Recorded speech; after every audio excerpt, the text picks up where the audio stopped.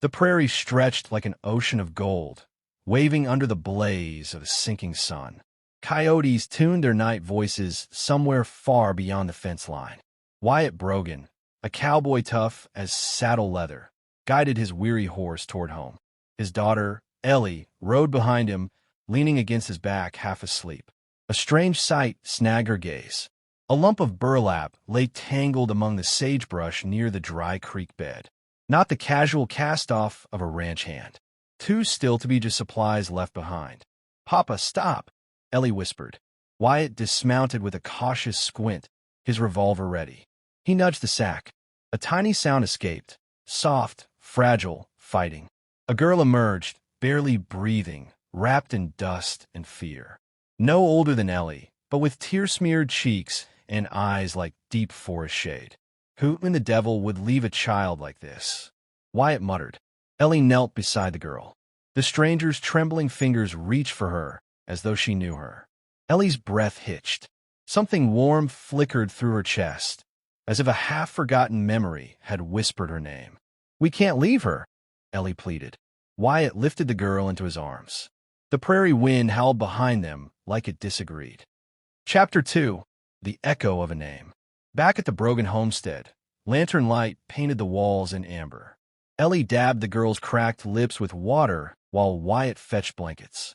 The stranger stirred, her voice dry as tumbleweed. "Mama!"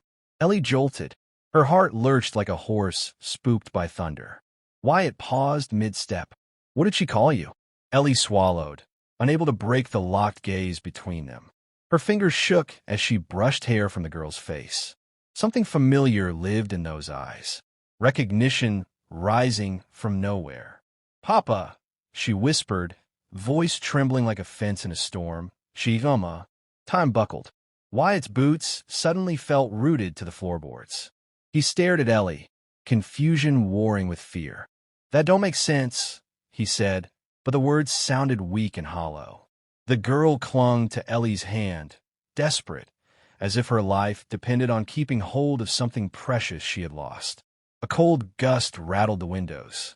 Coyotes howled again, nearer. Wyatt glanced at the door as every hair along his arms lifted.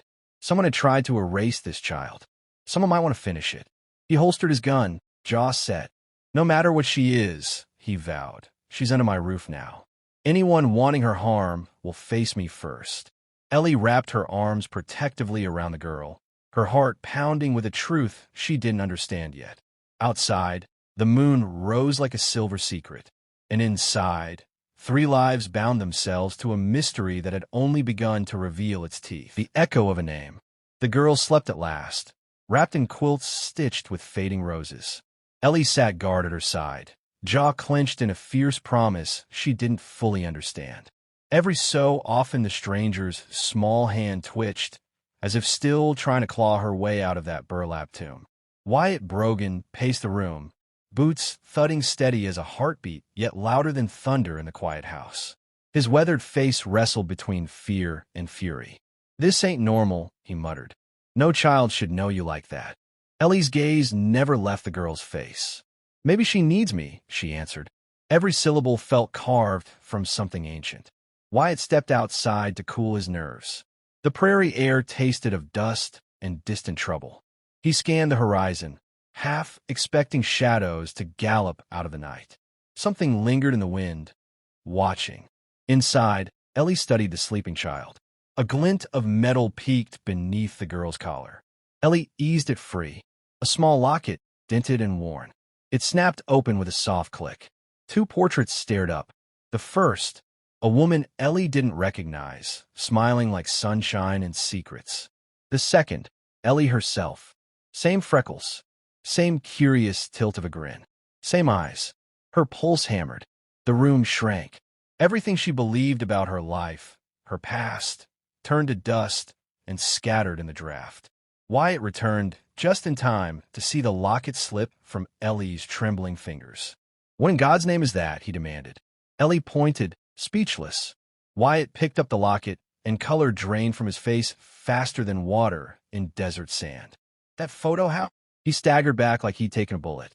"Papa, who is she?" Ellie's voice cracked.